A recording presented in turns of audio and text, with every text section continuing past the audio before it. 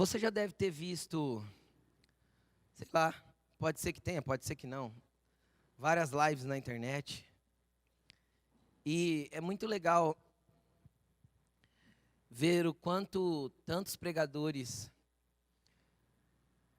pastores, líderes, têm começado as suas falas com frases do tipo, preste bastante atenção aqui, porque a palavra para este tempo, porque o que temos que viver neste tempo, porque este tempo.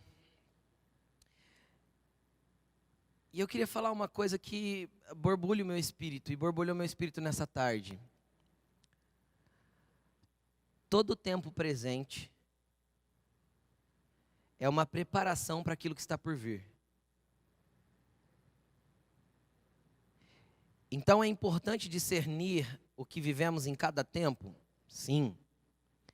Mas, sem discernirmos aquilo que está prestes a vir, para que possamos neste tempo nos preparar para o próximo, às vezes o meramente entender este tempo não é tão relevante. Quem entende o que eu estou falando? Deus tem uma agenda. E igual a Laine comentou ali dentro do espaço Mamãe e Bebê, quando a gente estava orando, antes de começar o culto.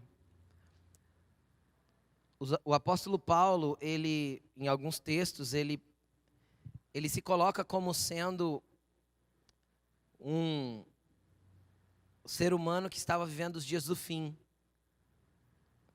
E aí a gente vê, por exemplo, o apóstolo João dizendo assim: filhinhos, esta é a última hora. João entendia que o tempo estava tão próximo que ele considerava a última hora.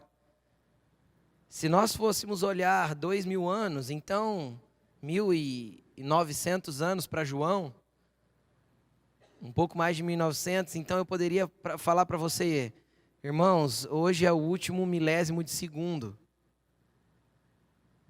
diante da hora de João. Quem está entendendo o que eu estou falando?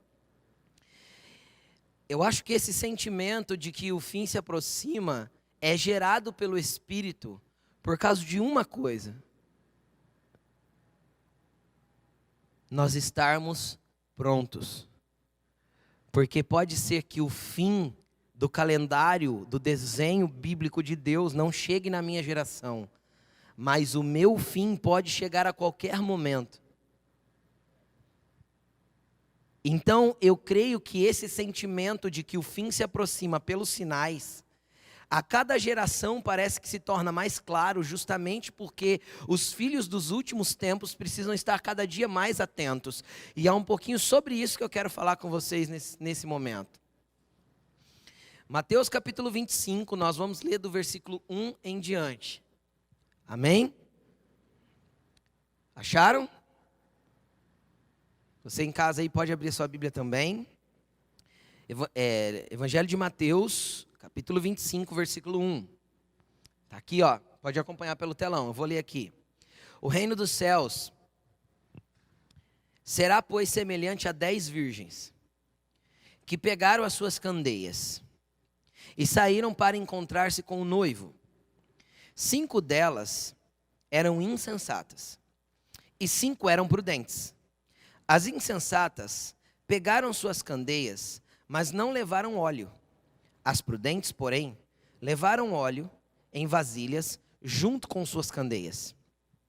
O noivo demorou a chegar, e todas ficaram com sono e adormeceram. À meia-noite, houve um grito: o noivo se aproxima, saiam ao encontro dele, ou saiam para encontrá-lo. Então todas as virgens acordaram, prepararam suas candeias. As insensatas disseram às prudentes: dê-nos um pouco do óleo, pois as vossas candeias as nossas candeias estão se apagando. Elas responderam: não, pois pode ser que não haja o suficiente para nós e para vocês. Vão comprar óleo para vocês. E saindo elas para comprar óleo, chegou o noivo. As virgens que estavam preparadas entraram com ele para o banquete nupcial, e a porta foi fechada. Mais tarde vieram também as outras e disseram: Senhor, Senhor, abra a porta para nós. Mas ele respondeu: a verdade é que não as conheço. Portanto, vigiem. Portanto, vigiem. Portanto, vigiem. Porque vocês não sabem o dia e nem a hora. Cara, essa palavra é uma palavra de fim dos tempos. É uma palavra escatológica, é uma palavra de fim dos dias. É uma palavra de quando o reino dos céus chegará na terra. E fala de um encontro de virgens com um noivo. O que, dentro do contexto que eles viviam, não faz sentido algum. Um noivo nunca se casava com mais que uma mulher. Existia a poligamia, mas ele casava com uma por vez. Quem está entendendo o que eu estou falando? Ninguém fazia um casamento coletivo. E aqui Jesus, na sua parábola, na sua história, ele retrata um casamento coletivo. Então é óbvio que Jesus está falando do casamento da igreja, a noiva do Cordeiro, a noiva de Jesus Cristo, e ele. Tanto que as virgens chamam ele aqui, as que chegam depois, de Senhor. Ok? Então, é óbvio que Jesus está falando de um casamento espiritual. E é interessante que quase tudo na Bíblia, e eu vou falar quase tudo por causa dessa parábola. Preste atenção, quase tudo na Bíblia. Na verdade, quase tudo a Bíblia pede para a gente compartilhar. Você já percebeu isso ou não? A Bíblia manda a gente compartilhar amor, a Bíblia manda a gente compartilhar fé, a Bíblia manda a gente compartilhar pão, a Bíblia manda a gente compartilhar vida, a Bíblia manda a gente compartilhar abraço, a Bíblia manda a gente ser unido e dar tudo que a gente tem, repartir aquilo que a gente tem e dividir com o necessitado, com aquele que precisa.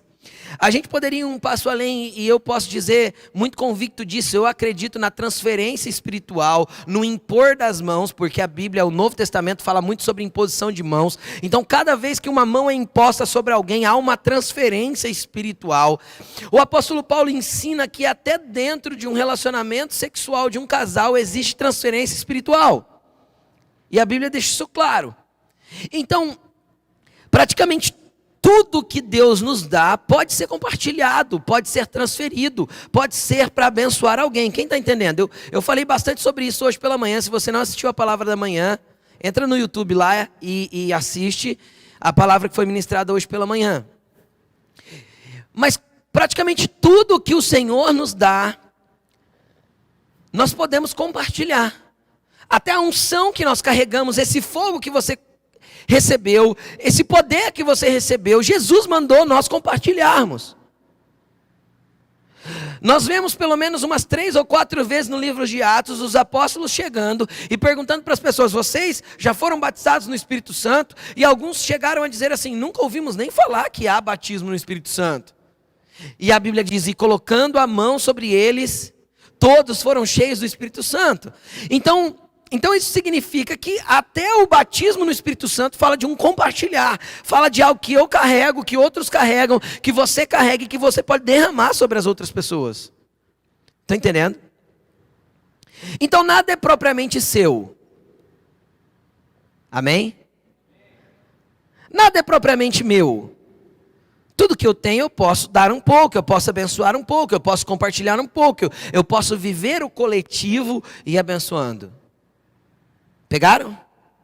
Estão comigo? Você aí na sua casa, entendeu?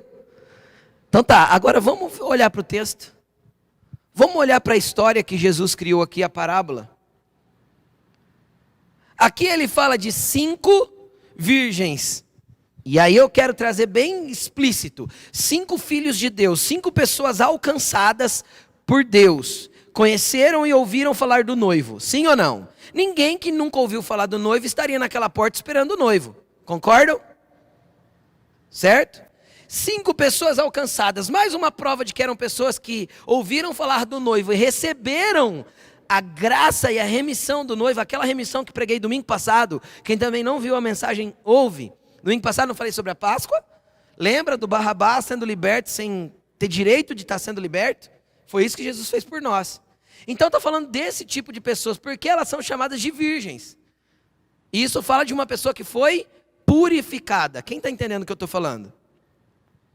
Então está falando de filhos, está falando de pessoas que seguem Jesus, está falando de pessoas que ouviram do noivo e que estão esperando Ele. Não está falando de pessoas que não o conhecem. Jesus está retratando dois tipos de pessoas. O que me assusta é que quando Jesus coloca um número dentro da parábola, Ele me traz um percentual. 50%. 5 eram prudentes e 5 eram insensatas. Meu Deus, metade dos crentes do mundo são imprudentes. Metade de quem está nessa igreja está distraído. Distraído com as movimentações espirituais. Quem está entendendo o que eu estou dizendo? Aí você pode pensar, mas não sou eu não sei. Só que Jesus me deu um percentual, cara, e Ele falou que 50% estaria fora. Isso é assustador.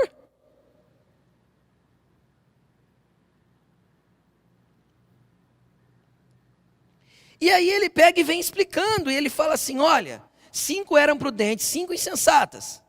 Todas levaram óleo, todas receberam a visitação do Espírito. Todas tinham unção. Ok? Só que 5 levaram botijas reservas. Levaram extra. Levaram um pouquinho mais. E o que isso significa para mim?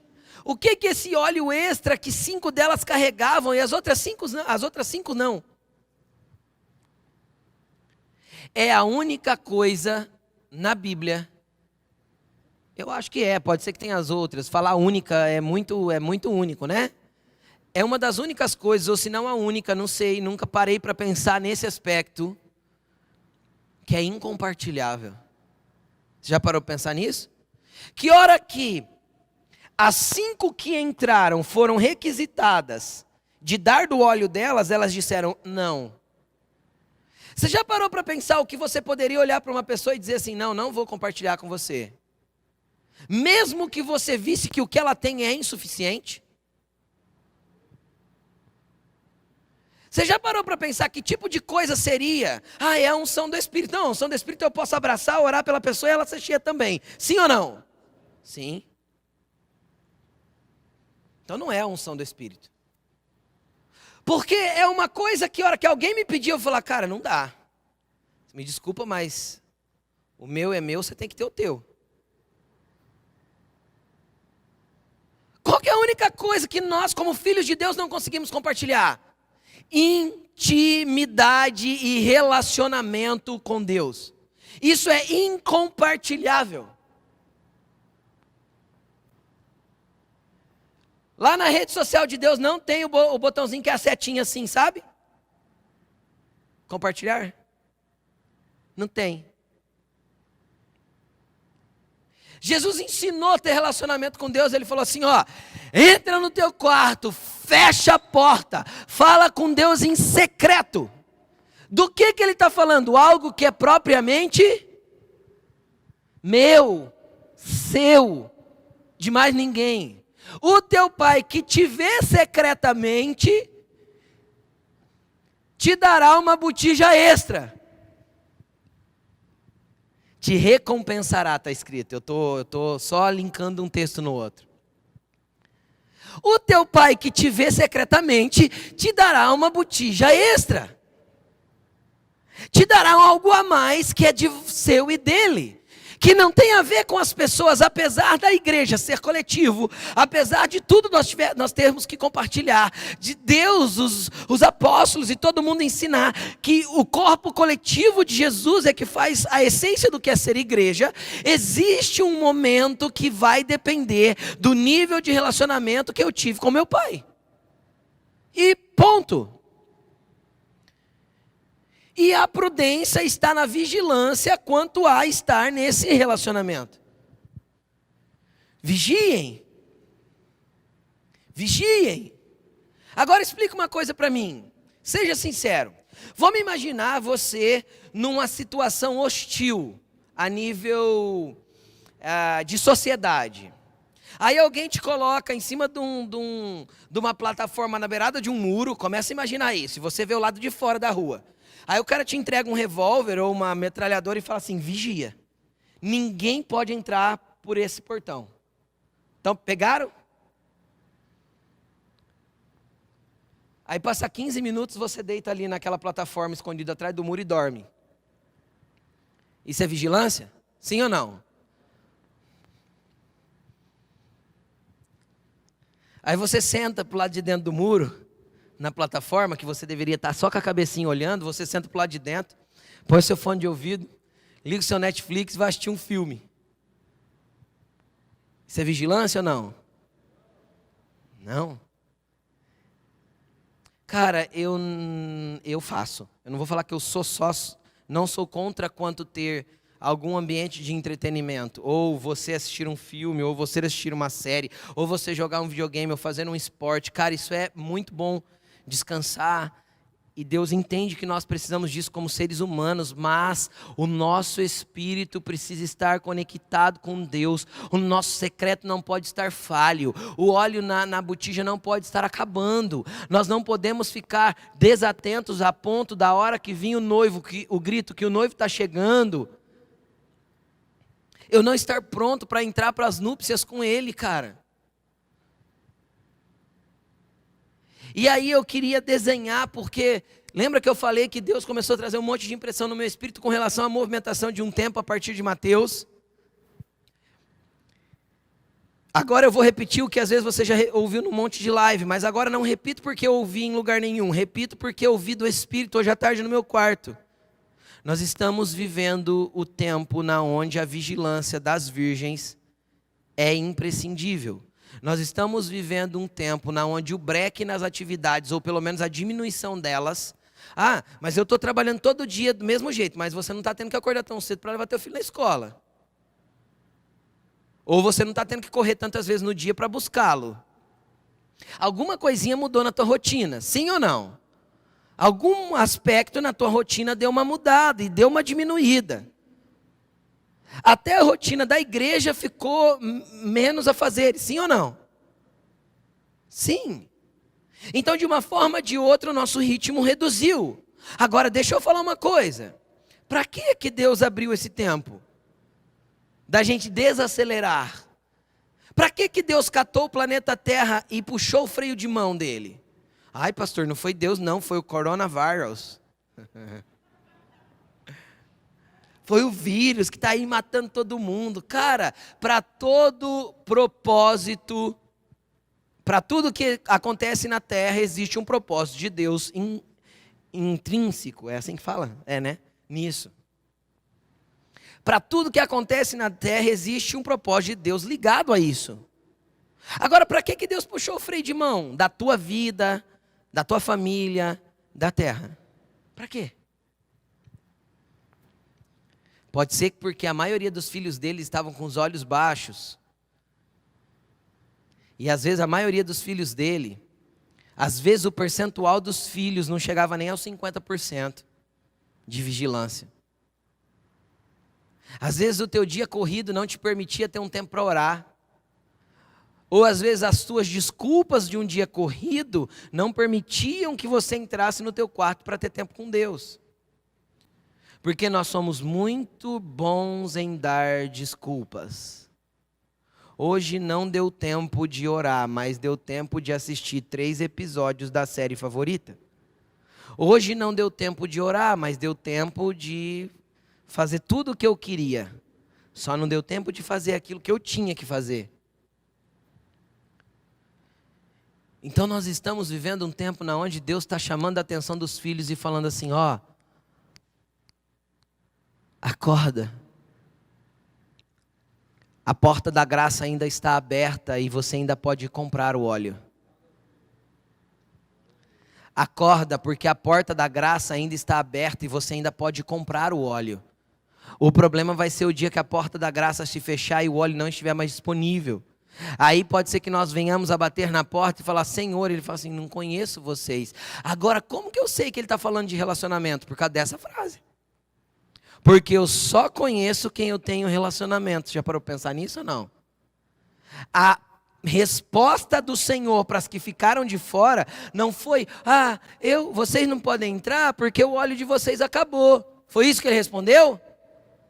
Vocês não podem entrar porque vocês não oraram tanto o suficiente. Foi isso que ele respondeu? Vocês não podem entrar porque vocês conhecem pouco a Bíblia. É isso que está escrito ali? Vocês não podem entrar porque, porque a tua roupa não é adequada. Você não pode entrar porque o teu cabelo isso, ou porque o teu carro aquilo, ou porque a tua casa aquilo. Você não pode entrar porque você foi a vida inteira na igreja e você nunca prosperou, continua pagando aluguel. Mas você pode porque você tem 5 casas. É assim que Deus define as coisas? Não é. Você pode, você leu a Bíblia 6 vezes durante a tua vida e você nunca leu. O que define é se ele te conhece ou não. Ele abriu a porta para quem tinha uma botija cheia de relacionamento. Ele abriu a porta para quem tinha uma botija que tinha intimidade com ele, que estava pronto para ir para uma intimidade mais profunda. Ele abriu a porta para aquelas virgens que estavam prontas para acessar um outro lugar de intimidade dentro daquelas portas. Só que a hora que as outras voltam, ele abre a porta e fala assim: desculpa, mas eu não conheço vocês. Aí você fala assim: mas Deus, pastor, mas Deus não conhece todo mundo? Sim, conhece, mas a história que Jesus deixou era justamente para exemplificar que o que ele estava falando era de relacionamento. Porque nós só vamos conhecer aquelas pessoas que nós nos relacionamos. É ou não é? É. Às vezes já aconteceu isso, eu não vou falar que às vezes porque aconteceu pouquíssimas vezes, mas já aconteceu de algum empregador, patrão, ligar para mim e falar assim: ô pastor, que me conhece, eu estou contratando fulano de tal da sua igreja, o que você me fala dele? Eu sei quem é, mas o que eu tenho para responder da pessoa? Cara, eu não conheço como profissional, não sei qual que é a profissão dele, não sei como ele se porta dentro das empresas que ele passou, não posso te dar nenhum tipo de referência. Ele vai lá na nossa igreja. Eu sei quem ele é. Então eu saber quem Jesus é, não faz com que eu o conheça.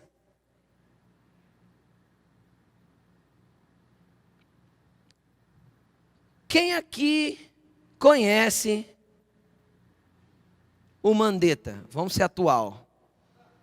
Quem conhece o Mandetta? Todo mundo viu. Se você ver a foto dele, você sabe que é, não sabe? E você sabe que ele foi demitido essa semana. Não é? Sim ou não? Sim. Agora deixa eu refazer a pergunta. Quem aqui conhece o Mandetta? Levanta a mão. Ninguém. Porque saber quem é uma coisa, conhecer é outra coisa. A resposta de Jesus foi: eu não te conheço. Então Jesus sabe quem nós somos. E Ele nos conhece. Só que o nível de conhecimento tem que ser recíproco para entrar. Tem que ser igual. O quanto Ele conhece de você, você tem que conhecer dele. O quanto você deixou Ele acessar você, Ele deixa você acessar Ele. O quanto você se abrir para Ele, Ele se abre para você. E sabe o que é interessante? Jesus também não escalona os níveis de relacionamento. Pode ser que uma dessas 5 que entraram tinha um relacionamento muito profundo. E a outra um relacionamento raso. Mas tinha relacionamento e entrou. Quem não entra? Quem não tem a botija extra do relacionamento com Deus, daquele que é cultivado diariamente, daquele que não tem nada a ver com a igreja, não tem nada a ver com o tanto que você conhece de Bíblia, não tem nada, até porque quem se relaciona com Jesus vai querer conhecer Bíblia. Porque a partir do momento que eu me relaciono com Jesus, Ele me impulsiona para a palavra, e a palavra me faz conhecer Ele ainda mais. É fato. Então quem se relaciona com Jesus ama a palavra, e quem ama a palavra conhece Jesus, e quem conhece Jesus pela palavra acaba tendo a revelação de quem Ele é no seu secreto, e assim vai. É um ciclo, é uma coisa que está conectada à outra. Mas Jesus não quer saber quantos cursos você tem, quantos diplomas de aprimore você tem, nem que curso teológico você já fez. Jesus não vai perguntar se os teus diplomas te levaram para algum lugar. Não, Jesus quer ver se a botija extra de relacionamento está ok. Porque nós vamos precisar dela. Vai chegar um momento que vai parecer que o noivo está demorando. E nós vamos precisar desse óleo extra. Para manter a conexão com Ele e manter a luz da fé acesa até que Ele venha. Eu não posso deixar de ser realista com vocês. Coisas melhores virão, só que coisas piores também virão. Piores para a humanidade, melhores para aqueles que aguardam o dia do Senhor. É por isso que todas as vezes que a Bíblia fala do dia da volta dele, a Bíblia chama de grande e terrível. Glorioso e terrível. É assim que a Bíblia descreve todas as vezes. Por quê? Porque é glorioso para quem tem relacionamento com Ele e o espera. Mas é terrível para quem está desapercebido. Para quem está distraído, para quem nunca quis, para quem simplesmente ignorou. É grande e é terrível. Em outras traduções está, em outros lugares está grande e temível. Dia do Senhor. E esse dia se aproxima. E ele vem. E cada dia ele está mais próximo. Agora, sabe o que é interessante? A Elaine citou isso aqui, acho que semana passada ou retrasada, acho que foi semana retrasada. E eu gosto muito desse texto. Quando a gente estuda, isso aí eu aprendi lá na escola bíblica dominical, lá na década de 90. Que entre o Velho Testamento e o Novo Testamento tem 400 anos de silêncio, que Deus não falou com a humanidade. Quem já estudou sobre isso? Quem já pegou esse ensinamento? Deixa eu te explicar uma coisa. Como que Simeão e Ana sabiam no templo, então, que o Messias estava chegando? Se Deus não estava se comunicando com os homens. Isso é uma balela teológica. Deus sempre comunicou com os homens. Deus nunca deixou de se relacionar com a humanidade. A diferença é que nesses 400 anos não teve relatos proféticos. Pegaram? Não teve escritos proféticos. Não é porque não teve escritos proféticos que Deus não estava falando com alguns da terra. Quem está entendendo o que eu estou falando? Cara, quando Jesus chega bebê no templo, como você identifica o Messias bebê? Explica para mim. Se adulto, teve um monte de gente, um monte de judeu que não identificou. Pegaram o que eu estou falando?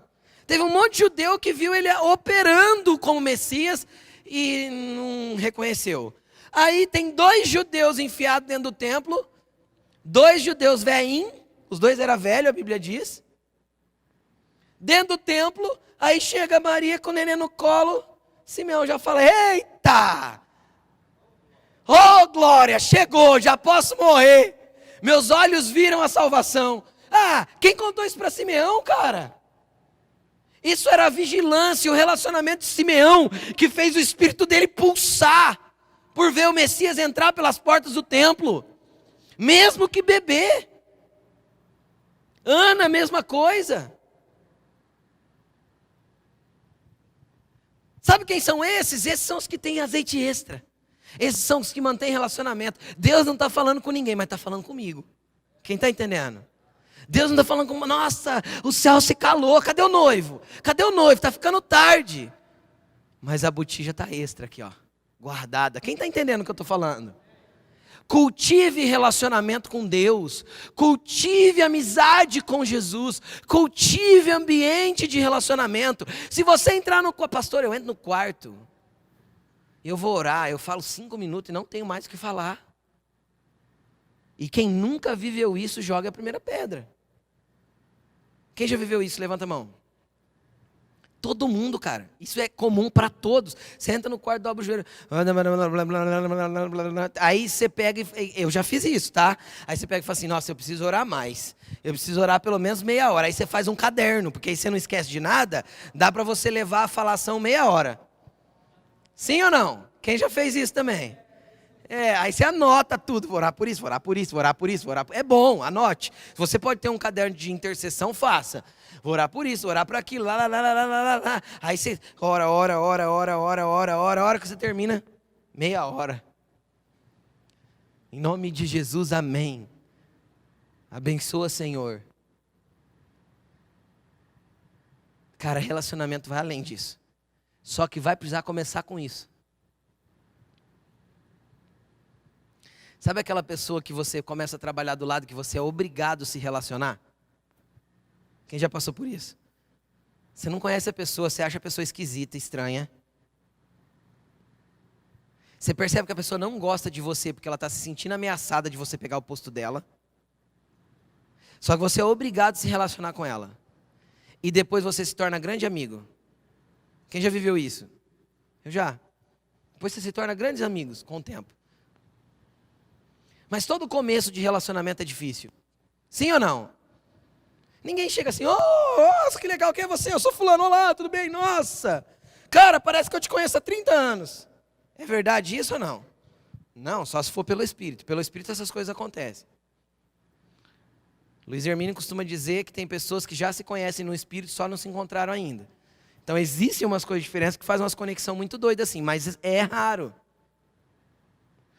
Pensando no ambiente humano e natural, eu tenho que desenvolver um relacionamento. Como você vai começar o seu relacionamento com Jesus? Do jeito que Jesus ensinou, do jeito que Ele mesmo ensinou. Entra no teu quarto, fecha a porta, fala com teu pai secretamente. Pastor, o que eu vou falar? Na verdade, você não vai lá para falar. Você vai lá para falar e ouvir. Relacionamento é um diálogo. Imagina uma pessoa do teu lado, você fala assim, não, ela fica muda. Não, ela fica muda de novo. O que você pensa dessa pessoa? Você vai para falar, sai fora, não quer conversar comigo, também não quero conversar com você não. Sai daqui. É ou não é? Com Deus não pode ser assim. Por que você acha que tem que ser um monólogo a tua oração? É um diálogo, é relacionamento. Só que vai começar um monólogo. Por quê, pastor? Porque Deus não quer falar comigo? Não, porque os seus ouvidos ainda não estão prontos para ouvi-lo. Jesus falou assim, eu tenho um monte de coisa para falar para vocês, mas eu não posso falar agora, porque vocês não estão prontos. Então existe um processo de você ter teu ouvido pronto para ouvi-lo, teu entendimento capaz de discerni-lo, para depois ele começar a se manifestar. É aí que a maioria das pessoas desistem. Porque ela entra um dia no quarto, e como Jesus te quer, você vai sentir alguma coisa, já no primeiro dia. Só que vai passar 2, 3 dias, de repente você não vai sentir nada. Aí você vai falar assim, Jesus veio o primeiro dia, mas agora não vem mais. Será que ele perdeu o horário? É sério. E às vezes pode passar 3, 4, 5, 6, 8 dias, 10, 15 e você não sentir nada. O que você faz? Desiste? Você continua. E você entra lá, você vai precisar entrar lá certos dias e falar assim, Jesus, estou entrando aqui, deixa eu te falar, eu não tenho nada para falar. Eu estou aqui só para me encontrar com você. Se o Senhor quiser vir, estou por aqui. Só quero te adorar. Quero dizer primeiro que o Senhor é santo, grande, poderoso, e que eu continuo crendo em você mesmo, que parece que o Senhor não está aqui. Aí, de repente, Ele vem, e Ele fala, e Ele revela, e Ele começa a contar coisas, e você vai ficar chapadão. Igual Simeão. Esses dias, é isso que Deus está querendo desenvolver com a sua igreja. Eu não tenho dúvida. Pelo que já ouvi de um monte de gente, pelo que o Espírito ministra no meu coração. Este dia é dia de fazer as lamparinas das noivas se encherem de óleo. Cultive o seu relacionamento com Deus nesses dias. Não coloque isso em negociação. Pastor, quanto tempo eu tenho que ficar lá? Você quer que eu te dê um exemplo bíblico? Bíblico. 1 hora. Jesus subiu para orar, quando ele voltou, Pedro, Tiago e João estavam fazendo o quê? Dormindo. O que ele falou? Vigiem, vigiem, os dias são maus. Eu fui orar, orei 1 horinha, vocês não conseguiram velar nem 1 hora comigo? Então qual que é o padrão de Jesus? Pelo menos 1 hora. Pastor, o que eu vou fazer 1 hora? Leva um livro, leva a Bíblia, leva uma canção de adoração que te ajude a adorar, mas fique na presença dele. Fala para ele: Jesus, estou aqui na tua presença. E não é para gastar 3 minutos orando e o resto lendo. É para buscar a presença dele. É para falar: Jesus, eu quero te ver, eu quero te ouvir, eu quero me relacionar com você. E você pode estar pensando: isso é uma loucura. Às vezes você está aqui primeira, segunda, terceira vez, sei lá, quinta. Bom, só de você vir na igreja hoje eu já acho que você é louco. Então, se você é louco de estar aqui, entenda uma coisa: aprove a Deus salvar o mundo pela loucura da pregação. Então, nós é tudo louco e tudo se relaciona com Jesus, um Deus invisível, mas que fala, se manifesta, toca, ministra, orienta, direciona, aponta, tudo. Esse é o Deus que nós servimos. Ai, pastor, eu não creio assim. Você é mais louco do que o Batman, então. Por que você é mais louco que o Batman? Peraí. O Deus que você serve é o mesmo que abriu o mar. Você já viu o mar se abrir? Ah, não, né? E por que você acredita? É o mesmo Jesus que andou sobre as águas. Você já viu alguém andar sobre as águas? Ah, não, né? E por que você acredita? Você acredita porque você tem fé e você se relaciona com aquilo que é espiritual, transcendente, fora do natural, e ouve, e toca, e sente cheiro, e abraça, e é direcionado, e tudo que ele direciona é incrivelmente bom e poderoso. É por isso que nós cremos, porque nós somos convictos de quem cremos, porque nós nos relacionamos com ele. Não tem a ver com a teoria da palavra, porque a Bíblia é o livro daquilo que Deus fez ontem, e nós somos a carta escrita daquilo que Deus está fazendo hoje. Hoje Deus quer fazer, através de nós.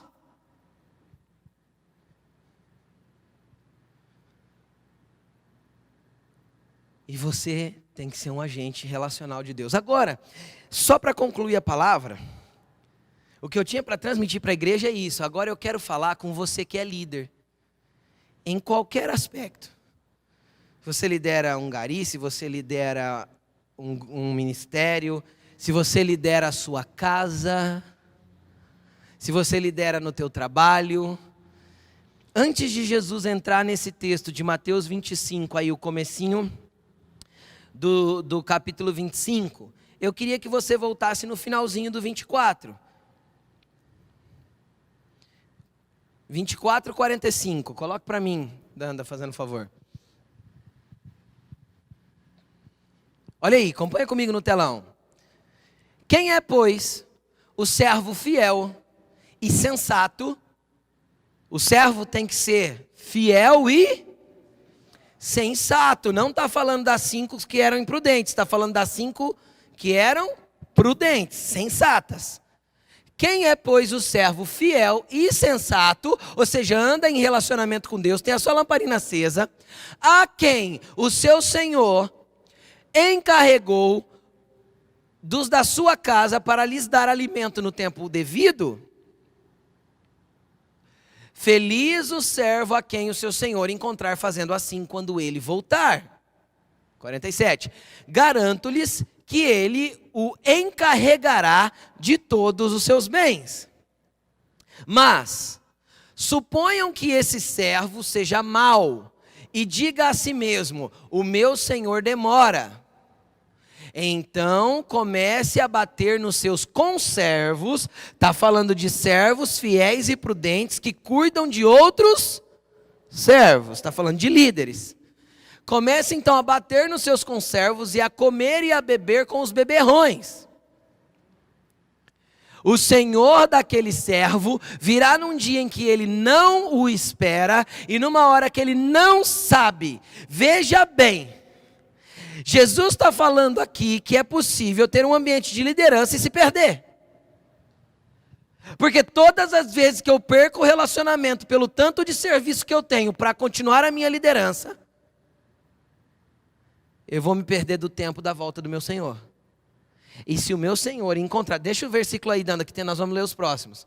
E se o Senhor encontrar o servo que cuida de outros servos, comendo, bebendo, à toa, explorando as pessoas, usando do seu charlatanismo na sua fé, e fazendo todas essas porcarias que Jesus descreveu aí, olha o que vai acontecer.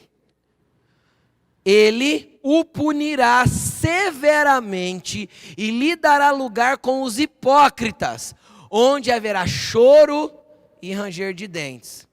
Então Jesus está falando assim, ó, pode ter líderes que lideram outros servos, só que se tornaram imprudentes e quebraram o relacionamento e ficaram desapercebidos. Quando foram chamados, o que eles eram? Fiéis e prudentes. Só que no meio do caminho se perderam, se encheram de coisas, arrumaram um monte de desculpa e perderam o seu relacionamento com Jesus. Eles vão para o inferno. Credo, pastor, que horror. Não, é isso que tá, o lugar deles é junto com os hipócritas, onde tem pranto e ranger de dentes. Então deixa eu te explicar. A parábola das 10 virgens, você que é líder, não serve para você. Para você serve essa que Jesus contou logo antes. Para você já não tem mais opção. Ou é manter o relacionamento ou é ir para o inferno. Para você que caminha nesse lugar, Jesus tirou as suas opções. Sabe por quê? Porque lá ele chama de virgem. Lá ele chama de... Aí ele chama de escravo, servo. A partir do momento que eu rendi a minha vida para poder cuidar de outros conservos, eu já não tenho a minha vida mais para mim. Ou eu sou inteiramente dele e deixo ele governar. E eu mantenho o relacionamento para ser igual a ele. Porque ele falou assim para o pai, ele falou para os discípulos, eu só faço o que vejo meu pai fazendo. E eu só falo o que ouço meu pai dizendo. Qual deveria ser o nosso posicionamento como líderes? Só nos movimentar com a direção de Jesus. Para que a gente não explore os conservos, para que a gente não abuse deles, para que a gente não entre num lugar de distração, ou seja, comer e beber com os beberrões, e de repente o Senhor volte e a gente não perceba. Qual que é o problema? O mesmo das 10 virgens, não perceber. Só que aí eu vejo um paralelo diferente, e eu não sei como você já desenhou a sua escatologia, o seu entendimento de fim dos tempos. Mas dentro do que a gente crê hoje, a diferença das 10 virgens e dos servos negligentes é que os servos negligentes vão ser condenados com os hipócritas, está falando do inferno. Enquanto as 10 virgens só estarão fora do governo. Porque o que as 5 prudentes receberam? Herança com o noivo.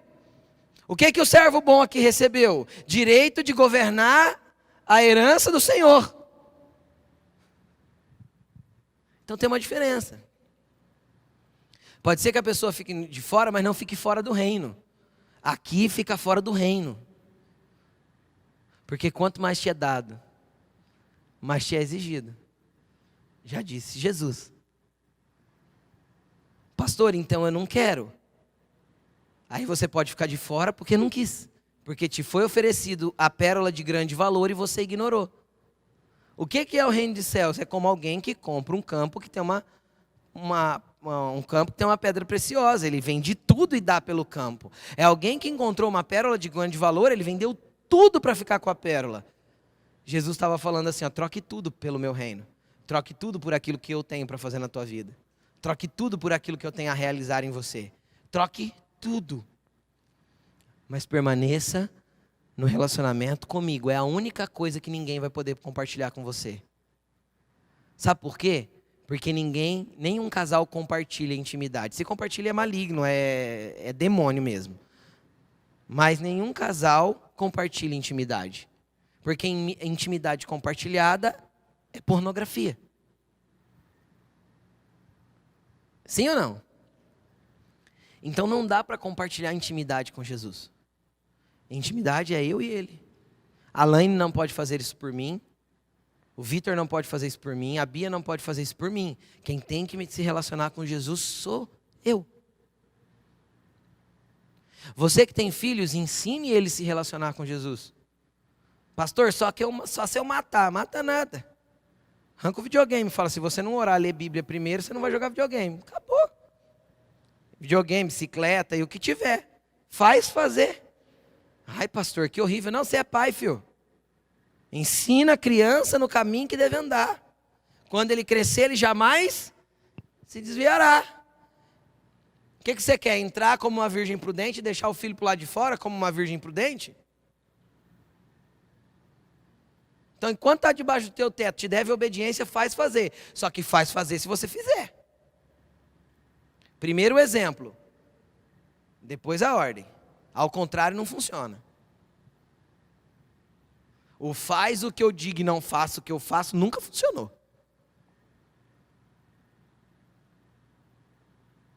Coloque-se de pé. Feche os seus olhos e... às vezes é momento de você se arrepender agora. Pelo tanto de vezes que você negligenciou o seu relacionamento com Jesus. Às vezes é momento de você se reposicionar e falar: Deus, eu estou no tempo certo. Essa janela que se abriu de tempo agora é para o Senhor recolocar. Nós estamos vivendo essas duas parábolas. Momento de recolocação de vigilância. Momento de puxar o freio de mão para reestruturar a tua vida espiritual. Para reestruturar o teu relacionamento com Jesus.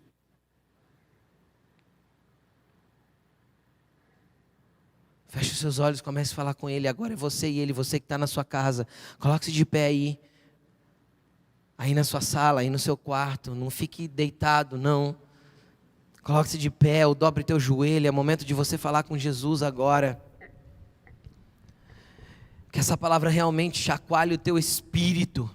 E te reposicione num lugar de relacionamento com Ele. Fala para Ele: Senhor, de jeito nenhum eu quero estar nos 50% que ficou do lado de fora. De jeito nenhum eu quero estar, Senhor, no percentual que não entrou no ambiente de relacionamento com o Senhor.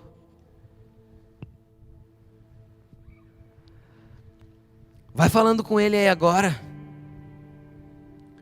Você que está na sua casa, comece a falar com o Senhor. Se você precisar sentar com a sua família hoje para estabelecer algumas disciplinas espirituais na sua casa, faça isso. Vou testemunhar para você, lá em casa estava, esses dias, o Vitor de férias, a Bia de férias, estava meio bagunçado. Semana passada a gente organizou e a gente tem feito um culto familiar quase todos os dias, porque a gente estipulou alguns dias para fazer o culto familiar, não é todos os dias. Aí a gente combinou, cada dia um que prega. Eu preguei, a Laine começou, a Laine pregou, depois o Vitor pregou, depois foi a Bia, depois fui eu.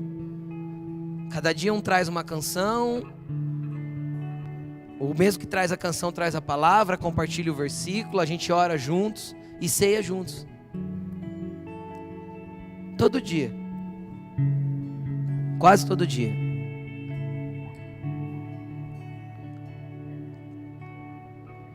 Coloca a ordem, cara. Volte para um lugar de relacionamento, coloque ordem na tua agenda. Vá para o teu quarto. Fale com teu pai. Comece a cultivar o relacionamento e a presença com Jesus. E mesmo que você tenha que insistir um pouco, faça isso. Desenvolva o teu momento a sós com Deus. Desenvolva o teu momento de relacionamento para com Ele. Meu orgulho me tirou do jardim